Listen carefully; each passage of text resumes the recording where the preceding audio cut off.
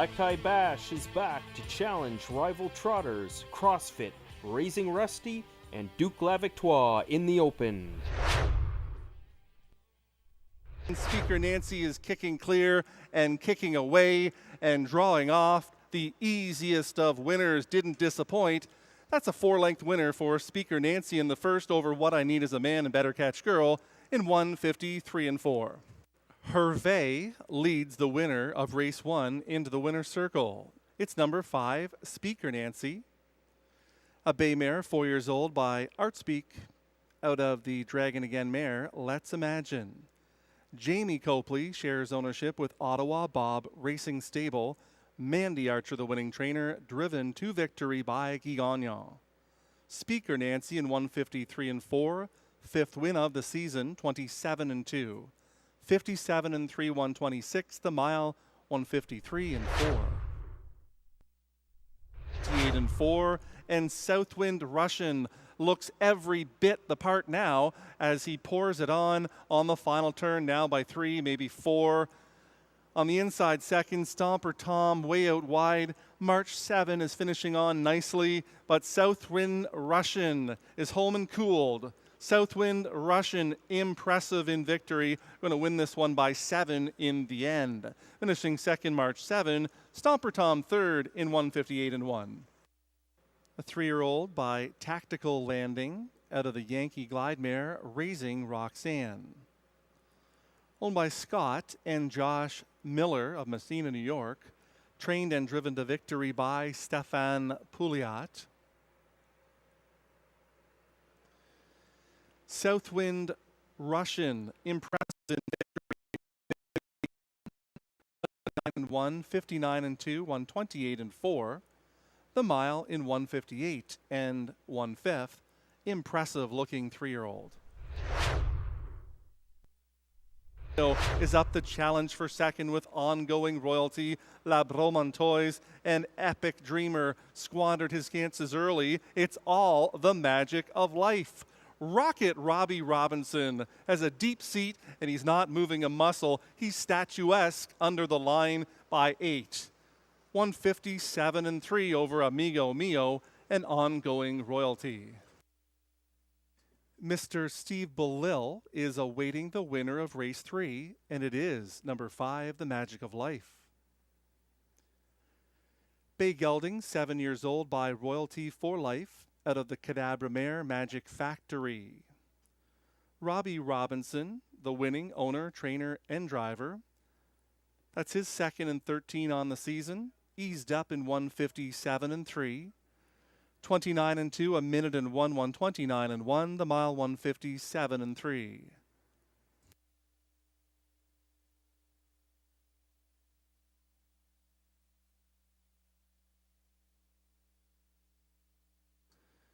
Melanie Leach now taking over the grooming duties now that the Magic of Life has entered the winner's circle. Black Tie Bash is engaged from 4th with 4 to make up. 3/4, 125 and 1. Raising Rusty is trying to go all the way. Second on the outside is CrossFit.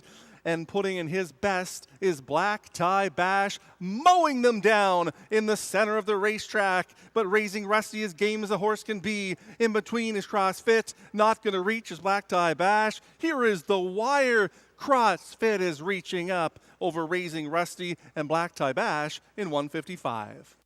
Gelding, 7 years old, by Donato Hanover, out of the Muscles Yankee mare, Muscle Test.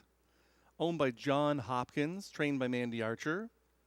Driven to victory by Guy Gagnon. 2nd on the day for Archer and Gagnon. CrossFit in 1:55. 27 and 2, 56 and 4, 125 and 1, the mile in 1:55 flat.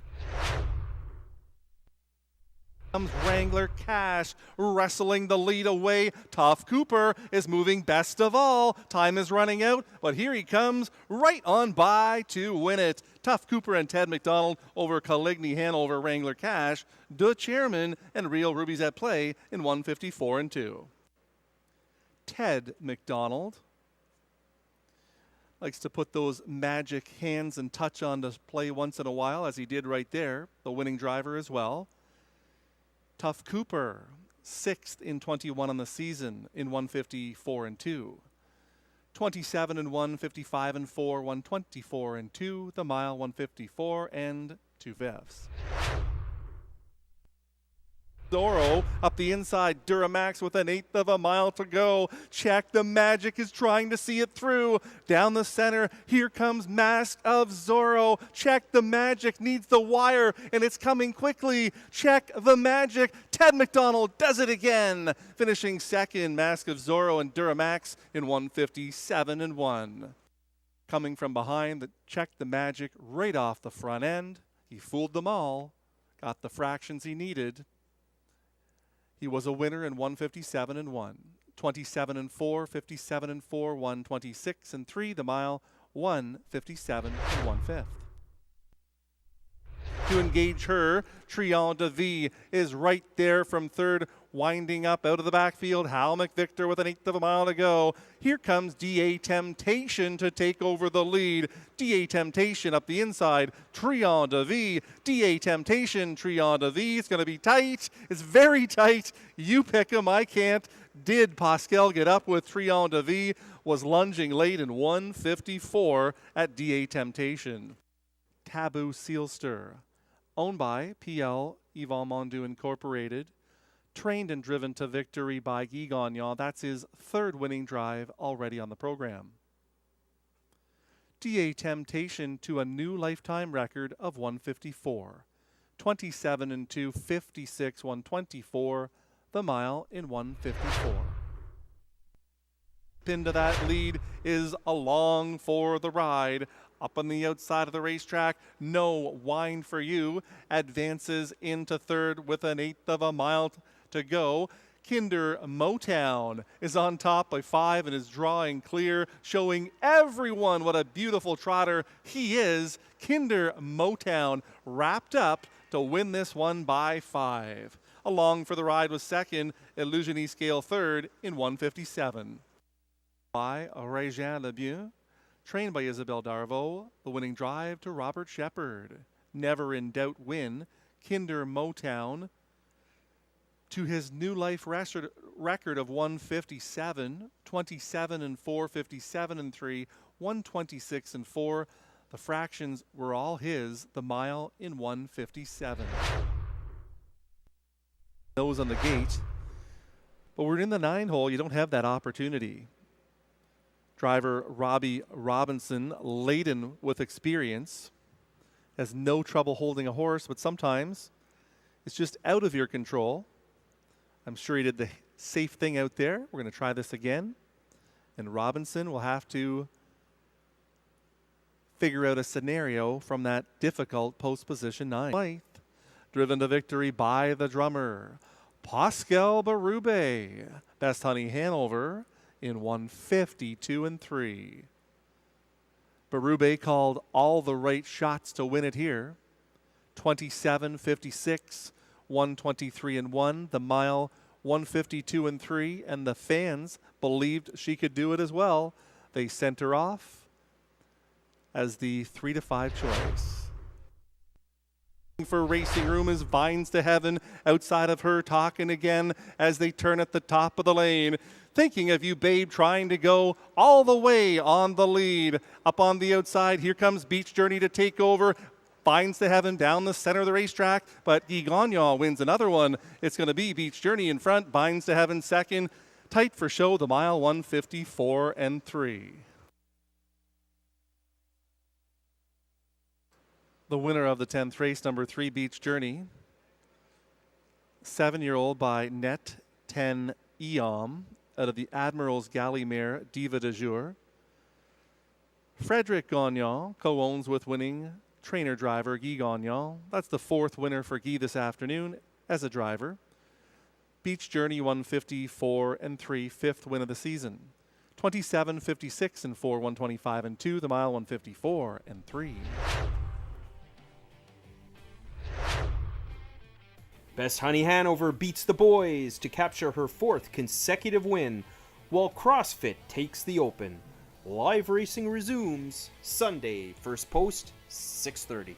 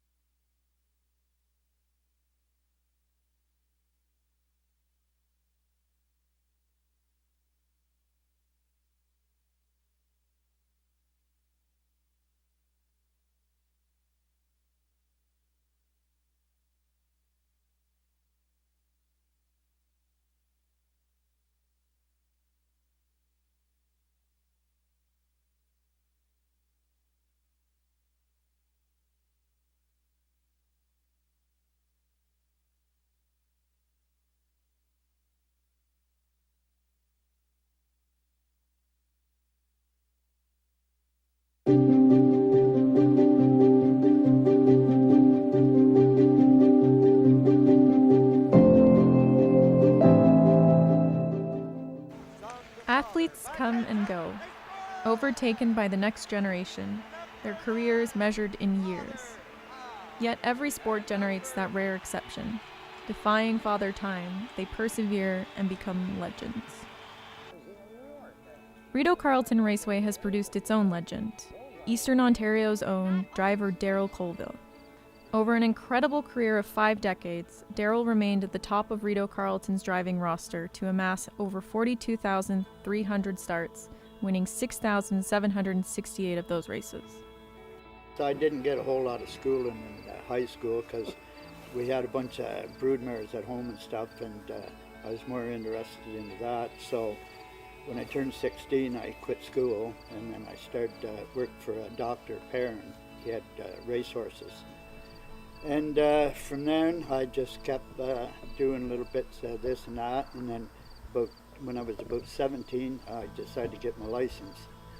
So finally, well, no, I wasn't 17. I was 15 because I lied to get my trainer's license. Well, I helped my dad a lot. And Dad did most of the driving back then because we raced in Kingston a lot, not part. But I was about 18 then because Dad got a little sick, so I had to go drive a couple for him in Kingston. And I think I win with both of them. And then the next week somebody else put me on a couple, and then I got winning a few more. And then finally I tried tried Rideau. And I got beat pretty bad there, so with my own horse, so I went back to Kingston. And I was doing really good, so Kingston closed, so I went back to Rideau, and I went back to Rideau, and Jack Duford was one of the first guys to ever give me a hole. And when he gave me the hole, I ended up winning. And then from then on, I just kept getting more drives and more drives. And, yeah. My dad was around in his 30s when he first started. But he, as I say, he bought a horse at a barn sale, and I had the papers with it. So then my Uncle Alan, he had already had one, I think, W.R. Grattan, because old Stead Craig and them used to drive it in Connaught Park. But no, Dad, he was in love with it. My dad, they had a wrecking lot in Brockville, and he stopped doing that, and he went right to the racehorses. Almost started a few times, but. Other than that, we were, yeah. But no, he loved his racing. He drove till he was, I think, 70. He drove his last race when he was around 70, I think, yep. But no, and he used to give me shit. Like, I remember the first couple of times I raced, like even on a pony, we were at Lansdowne Fair, and I turned around to see where the rest were coming. If the rest were coming, when I turned my pony, and she went right in through the cars and through the infield. And I got shit. But no, he said, you never look. He said, they'll come quick enough. He said, you never look behind because there's always somebody coming, and they will get you quick enough. So I never really, I'll glance so I can hear them, just. Yeah. You can always get beat. There's always somebody better, It's like anything. But even before I went to the gate, like sometimes if I was going for a big race, like I used to do a lot of stake driving in Quebec City on them small half-mile tracks and stuff. And lots of times I'd draw the 8-hole and stuff. And you'd think about what I got to do. But as soon as I got behind the gate, everything just went to what I had to do, really. It's just something that come to me, I remember one time in Kingston, we were heading down the backside and it was terrible and muddy. But back then, there was a lot of older drivers like I am right now, but that's why I think I quit, because a fellow can't tuck and roll as good as he used to. But I remember we were going down the backside and there was Danny Murphy in there, Ted Hunchback and a few of us. And this older guy came out and took the legs from underneath my horse. When I went down, it's a good thing it was muddy because I slid quite a bit, and 3 horses went over my back. And I had, they rushed me to the hospital and stuff, but I laid there in the alleyway for a long time waiting for them to take me to the room. And I sort of come half to, so I got up and I left after about 3 hours, and I walked back got a taxi and went back to the racetrack. And I had for about 2 or 3 weeks, I had 3 horse marks on the middle of my back. like horseshoes were the horseshoes that hit me. Cracked a few ribs and stuff, but anything's dangerous, really. You know, as I say, you could walk out to the barn there and somebody, you know, something could follow this guy and hit you. But I wasn't really, like, when I was younger, like, my uncle had a bunch of cows and stuff. Like, danger never really, being hurt never really bothered me much, because we used to get the yearling bulls and stuff, and we'd get them penned up, and we'd take a rope, put it around them, and my brother would tie a knot in it, and I'd get on it. We'd see who could ride the longest. Or we'd get on a horse. Like, I never rode a saddle. I always rode bareback, you know, like, and we'd just, or maybe put a rope on the tail and just let it, just put a hook and toboggan to it, and away you go, you know, stuff like that. So being hurt, and like, even like with the races, like when you're in the race, you never ever think about getting hurt, because if you do, you might better just get off and go home, because it'll happen just before you can even think about it. But lots of times you'd always watch the horse in front or something like that, because you knew if the guy was in trouble or something, then you were looking for a way out. But sometimes you'll get somebody that ain't really, you know, thinking about that, and it'll happen so quick that it's just when you're in the air, you're looking for a place to land. That's all, you know. Just or, as I always said, you got to tuck and roll, because I've had about 5 or 6 on me. I remember one time in Connaught Park, that was a bad spot, the first corner, and there was about 6 of us leaving around the corner, and I was about third in the middle, and Mike Schaefer was standing on the outside. It was on the outside of me, and the guy went down, took me down. When I went down, I went off the bike, and when I went off the bike, I landed on the side of Mike Schaefer's horse, and I hung on till he made the corner. And then once they cleared the accident, then I let go. Yeah, but it's just you got to think, and it happens quick. Yeah. No, there was never a moment in my mind, a question in my mind that's what I didn't want to do. I wanted to race horses all my life, and that's, yeah. As I say, I've worked at plants. I worked at Black & Decker for 12 hours.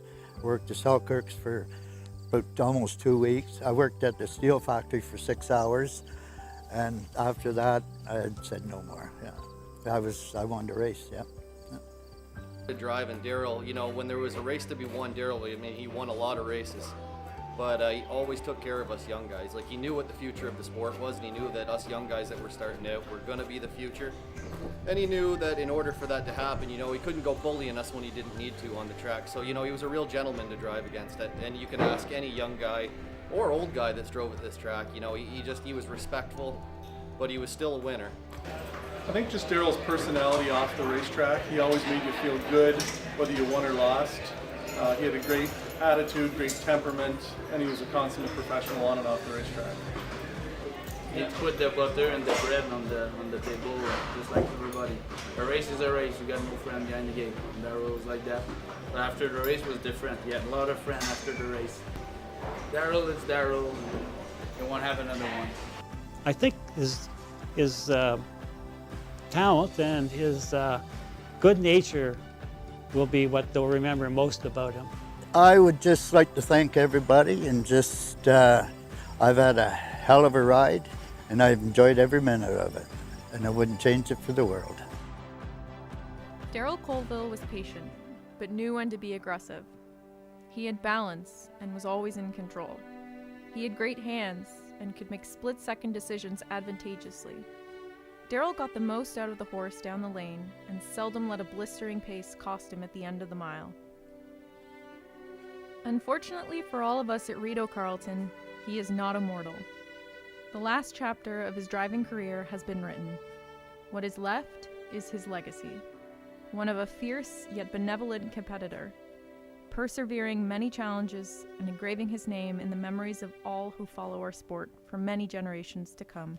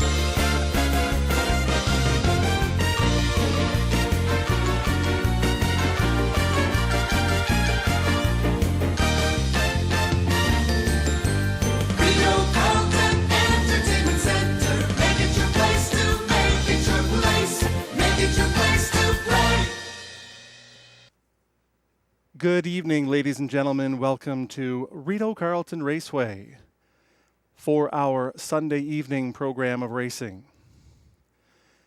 At 28 minutes until post time for race 1, we are going to look at the weather and track conditions, followed by today's program changes.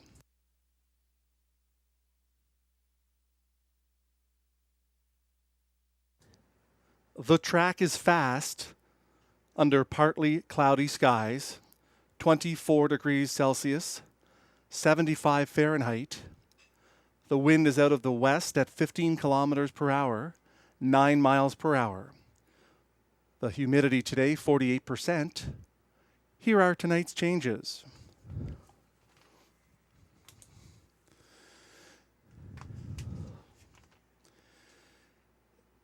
No changes in races 1 through 5.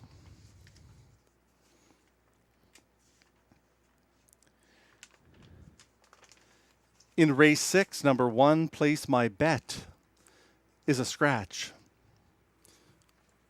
Scratch number 1, Place My Bet. Driving number 4, Midnight Surf, Robbie Robinson.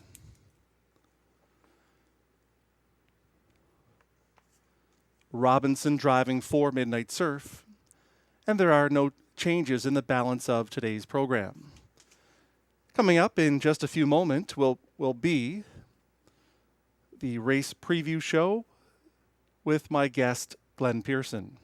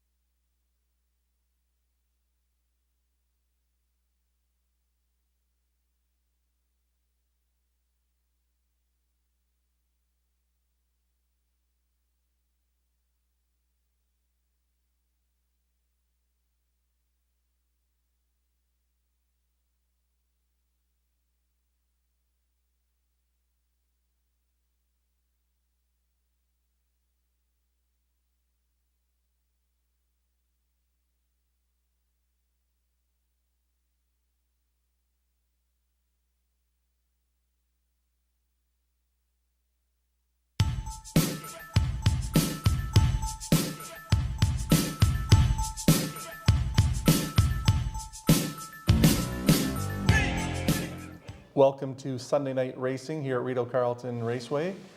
Glenn Pearson joining me for the pre-race show. Should be a great 11-race program. Glenn, anything can happen in professional sports, as we've seen with the Blue Jays this week. Unbelievable. They lose 4 in a row to Texas. Then Texas goes to Cleveland, who's in pretty near last place, and gets thumped 3 games. They lose 9-1 today. So guess what? Toronto sweeps the Red Sox. They're back in the playoffs. And we were not happy with Guerrero